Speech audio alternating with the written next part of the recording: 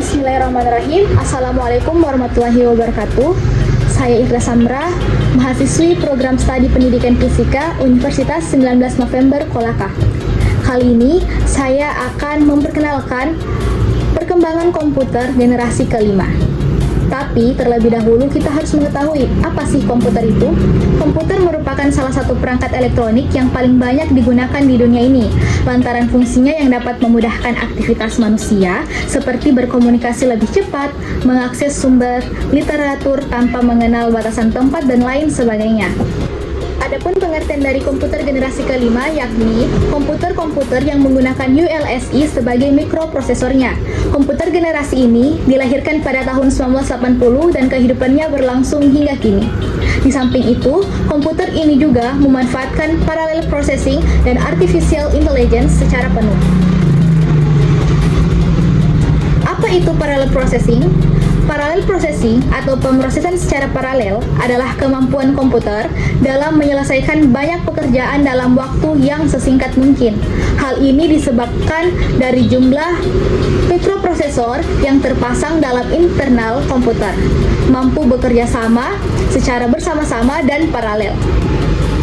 Sedangkan artificial intelligence atau kecerdasan buatan merupakan salah satu komponen komputer yang mampu memudahkan berbagai pekerjaan komputer secara otomatis, di mana proses memudahkan pekerjaan ini didapat dari pengalaman mesin dalam mengelola beragam input data sebelumnya menjadi segala sesuatu yang dapat membantu aktivitas manusia. Contohnya adalah penyesuaian informasi yang Anda inginkan di mesin pencarian Google. Dari segi bentuk, komputer generasi ini menyerupai komputer generasi keempat. Keduanya sama-sama memiliki perangkat komputer seperti layar laptop, CPU, keyboard, dan mouse. Hanya saja, komputer generasi kelima memiliki bentuk fisik yang lebih kecil dengan bobot yang lebih ringan ketimbang komputer generasi keempat. Selain masalah fisik, komputer generasi kelima lebih unggul dari sisi bahasa pemrograman. Bahasa-bahasa pemrograman pada komputer generasi kelima diketahui lebih praktis dan lebih mudah digunakan oleh manusia. Meskipun belum sepenuhnya bisa menampik fakta bahwa masih banyak bahasa pemrograman tingkat tinggi. Dari segi performa, komputer generasi kelima tentunya jauh lebih bagus ketimbang komputer-komputer pada generasi sebelumnya. Lantaran komputer generasi ini memiliki teknologi superkonduktor sehingga ia mampu mengirimkan informasi elektronik dengan kecepatan begitu tinggi tanpa mengalami hambatan sama sekali.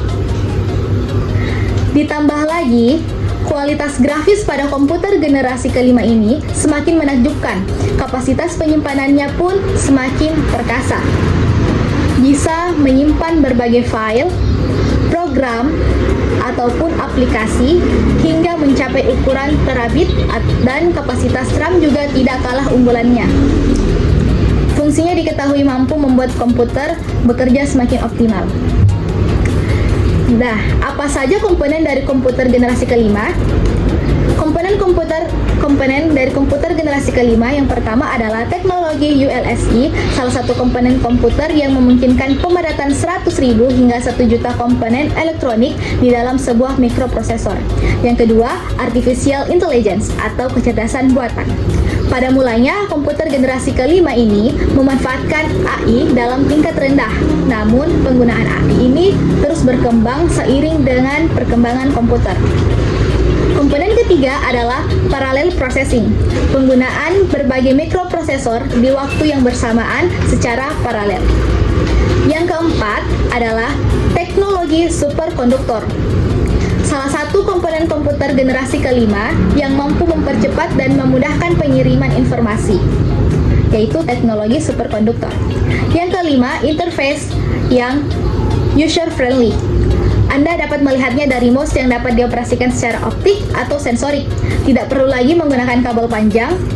layar komputer pun dapat Anda sentuh untuk memasukkan data input ke dalam komputer. Yang keenam, bentuk fisik. Bentuk fisik dari komputer generasi kelima jauh lebih kecil, ringan, kompak, canggih, dan tentunya lebih murah ketimbang komputer generasi sebelumnya.